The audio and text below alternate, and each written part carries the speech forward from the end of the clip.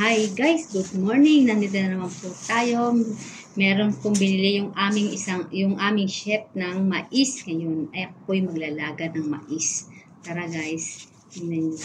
Kahapon to binili ni Kuya. Ngayon ko lang gagawin kasi hindi ko ngayon. Tayo maglalaga ng mais. Tanggalin lang natin to guys ng mga balat para hindi siya masyado maluto. Kasi ganito lang po guys yung pagmagawa niya.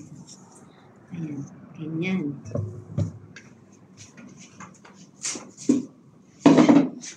Tanggalin natin to. Ay. Para maganda yung ano, tapos salang natin. Malamang masarap. Tabi tayo ako sa mais. Ayan.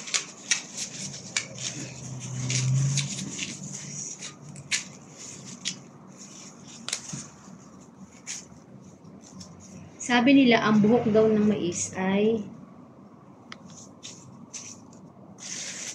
gamot sa UTI. Sama rin natin yan.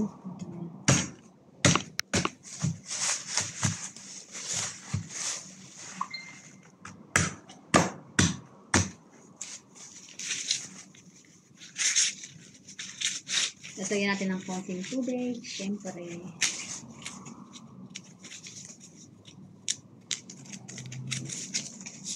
Okay guys, tara. Samahan niyo ako. Magluluto na ako sa labas.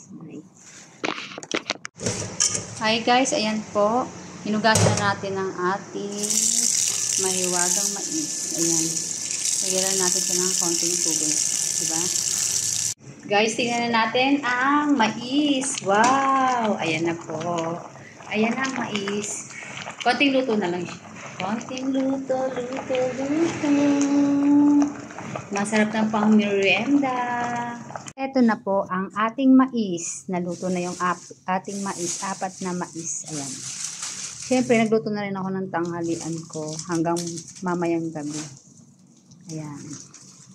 Tara guys, kain na tayo. Ito ang tanghalian ko, mais. Trip ko kumain ng mais eh. Bye-bye. Thank you for watching. Hello guys, magandang gabi sa inyo lahat. Meron tayong pata ngayon. Magluluto po ako ng pata for the first time. Ngayon lang po ako magluluto ng pata. Kinuha ko po ito sa YouTube kung paano magluto. Nabili ko po ito sa Pilipinas po. Medyo ano pa. May yelo pa. I-depress lang po natin para mawala yun. Oh guys, ito po yung ating pata. Ilagay na natin dito. Nag-iwan na rin po ako guys ng sibuyas, bawang, at luya. Ayan. Sasangkutsa na po natin to. Ganito po yung nakita ko dun sa YouTube kung paano gawin. Tapos meron din akong dahon ng vine leaves. Lagyan natin. Ina-adobo rin po pala to. Pasensya na, nasa accommodation kasi kami. Ang aking kalantin nandun po sa kabila. Lalabas pa po tayo para magsaing sa kabila. Tapos, nilagyan na rin natin ng paminta. Paminta po to guys. Tapos, asin. Ayan. Pakukuluan lang po natin siya. Lagyan na rin natin siya ng tubig. Ayan. Ito na po guys ang kanyang karne. Tara po at kailangan na natin siyang ilaga. Guys, ito na po ang pata. Nilaga ko na siya kagabi. Tara, isalang na po natin siya sa mainit na mantika. Wala po akong ano. Ayan na natin. Ayan po siya.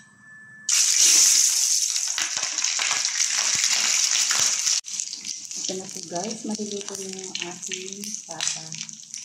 Grabe siya kung mag-itas ng mantika. Ayan na po ang lutuin natin. Hello guys, eto na po ang ating masarap na crispy pata. Wow! Ilagyan ko na po siya ng konting gulay. Naglaga po ako ng gulay. Ayan. Ilaga ko po yung gulay niya. Para hindi porket only baboy. Siyempre, naglagay din po ako. Lagyan ko na siya ng lemon mamaya at saka toyo. Diba? Gulay po yan ng kangkong at alokbati. Sinama ko na sa dyan. Thank you for watching. Please follow for more. Bye!